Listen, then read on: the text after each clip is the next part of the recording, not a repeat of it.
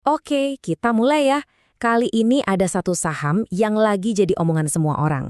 Namanya PT Royal Tama Mulia Kontraktorindo atau kita sebut aja RMKO. Nah, yang bikin menarik, perusahaan ini tuh penuh dengan paradoks yang bikin penasaran. Coba dia lihat angka ini. Gila banget kan? Dalam setahun terakhir aja, harga sahamnya itu meroket lebih dari 650%. Kenaikan yang ya ampun bikin semua investor garuk-garuk kepala. Ini ada apa sih?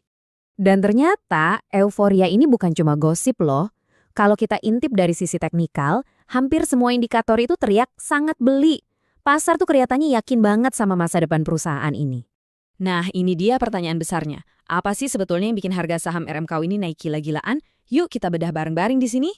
Oke, sekarang pegangan. Kita coba lihat ceritanya dari sisi yang beda, dari laporan keuangannya.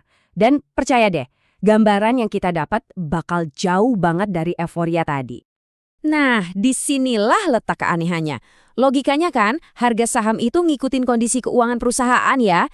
Tapi ini kebalikannya. Di saat harga sahamnya terbang ke bulan, kerugian bersih perusahaannya malah bengkak lebih dari 400%.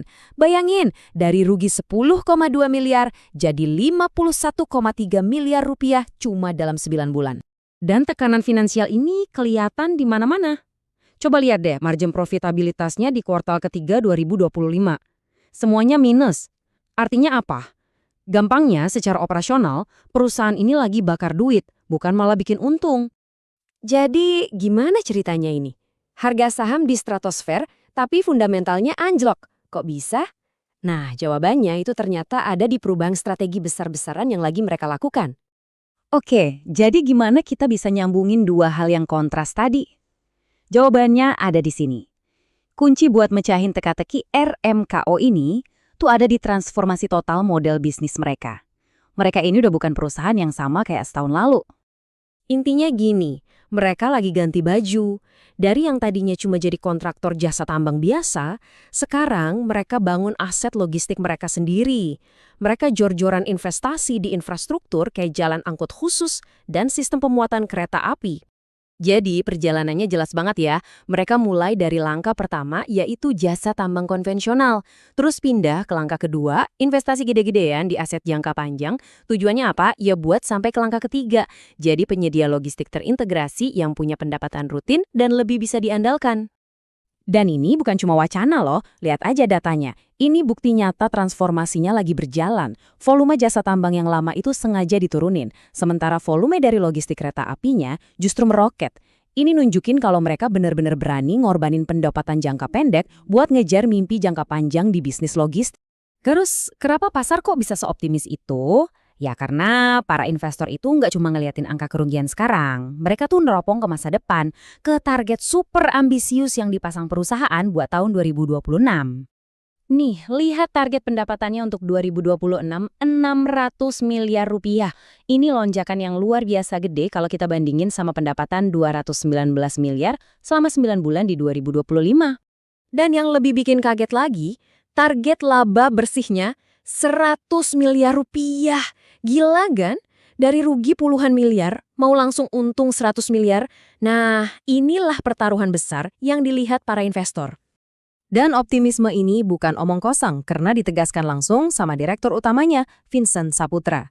Kuncinya, kata beliau, ada di selesainya proyek-proyek infrastruktur mereka itu. Harapannya dari situlah keran pendapatan baru bakal ngalir deras. Tapi, namanya juga rencana besar, pasti ada risikonya. Biar adil, kita juga harus lihat sisi lainnya. Apa aja sih tantangan yang bisa bikin rencana ambisius ini gagal di tengah jalan?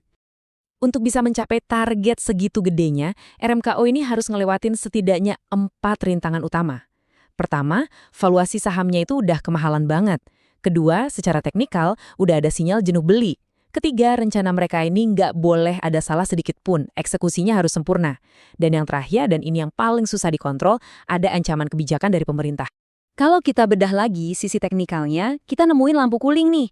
Indikator-indikator penting kayak RSI sama CCI itu semuanya udah ada di zona beli berlebih atau overbought. Gampangnya gini, antusiasme pasar mungkin udah di puncaknya, jadi harga sahamnya sekarang rentan banget buat turun atau terkoreksi. Nah, resiko dari luar yang paling gede itu datangnya dari pemerintah. Ada wacana mau nerapin pajak ekspor batubara baru yang tarifnya bisa sampai 11%. Kalau ini kejadian, margin keuntungan para penambang bisa kegerus. Kenapa ini penting? Ya karena para penambang itu kan klien utamanya RMKU. Jadi, kita balik lagi ke pertanyaan awal. Fenomena RMKU ini, apakah ini cerminan dari sebuah transformasi bisnis yang jenius dan visioner? Atau jangan-jangan ini cuma euforia spekulatif sesaat yang buta sama resiko dan fundamental yang sebetulnya masih rapuh? Cuma waktu yang bisa menjawabnya.